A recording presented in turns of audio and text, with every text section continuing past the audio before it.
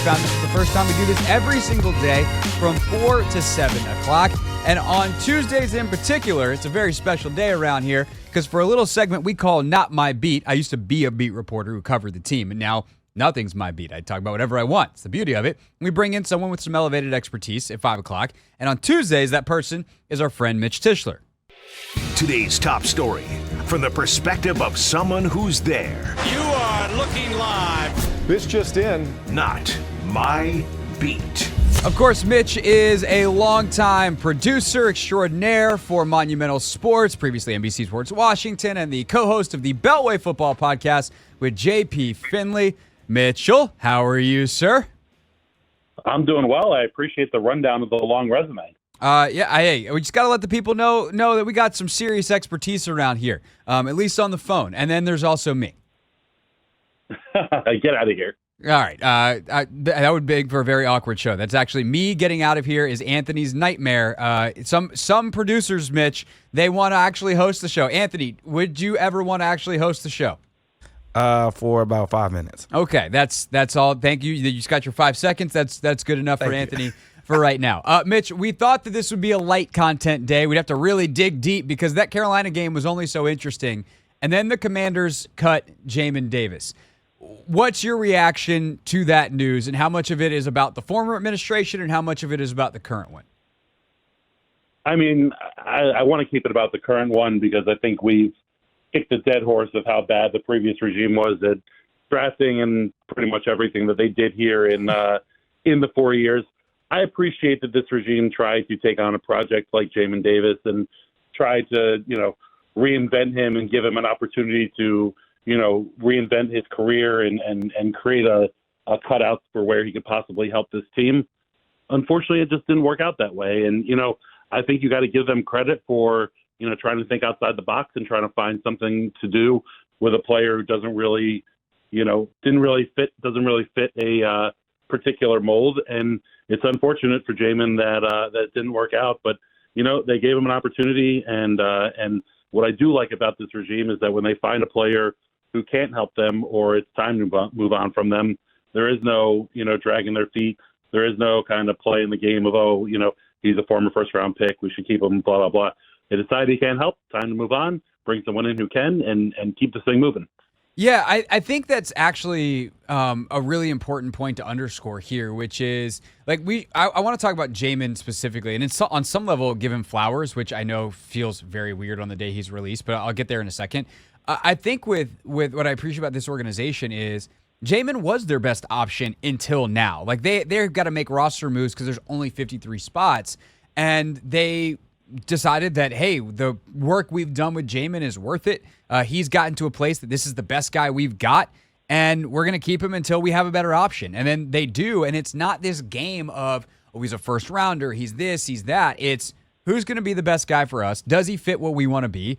Jamin at least fit what they wanted to be from an effort standpoint, and then obviously from a skill standpoint, there was some to be desired.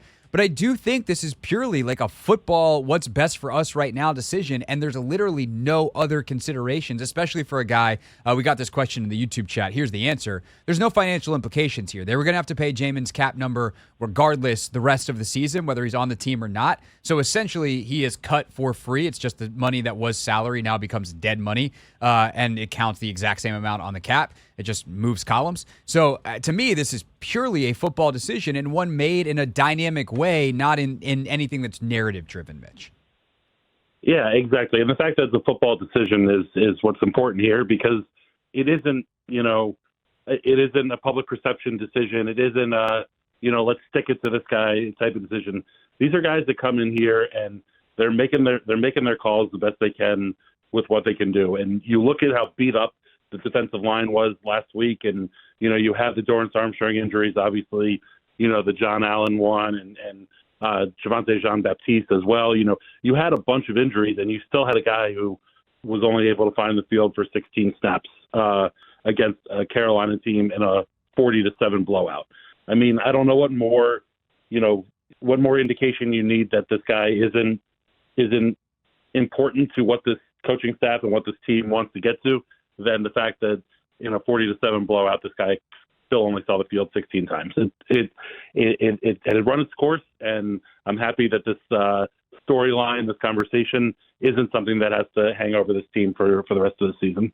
Mitch Tischler, co-host of the Beltway Football Podcast, with us for his weekly visit on the Team 980. So the question you always ask about a first-round pick when it doesn't work out is like, why didn't it work out? And I think for Jamin, like, you have to give him the credit that when it came to this season with this group and this position change, he tried his best. Playing defensive end in the NFL is harder than hell. Like, it's really, really difficult. And I don't think he's particularly set up for that. And he gave it the old college try. Ultimately, he didn't pass it. No qualms about him being released. But when you look at the bigger picture of why Jamin Davis didn't work in D.C. as the 19th overall pick, what's your best shot at that answer?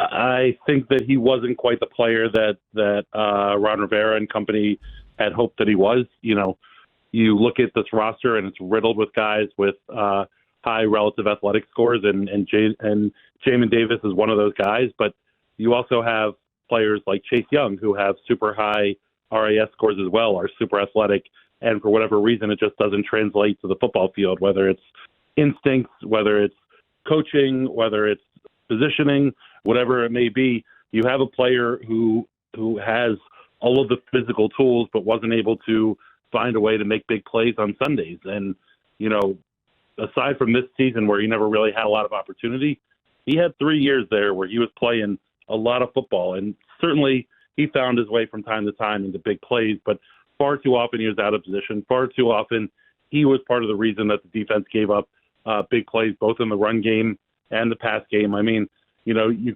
go back to the whole, you know, one of the reasons that they wanted to draft him was how he performed against that Florida team and Kyle Pitts. Meanwhile, Kyle Pitts went for 99 yards and 3 touchdowns in the game that they lauded, you know, Jamin Davis's incredible, you know, coverage skills against. I think that it was a player who was maybe a little bit overdrafted and then never quite was able to figure out how to be an NFL football player. And that is without mentioning, you know, the off the field shenanigans, which were their own issues with multiple big speeding tickets and arrests, and whether he's going to spend time in jail for one of those speeding tickets.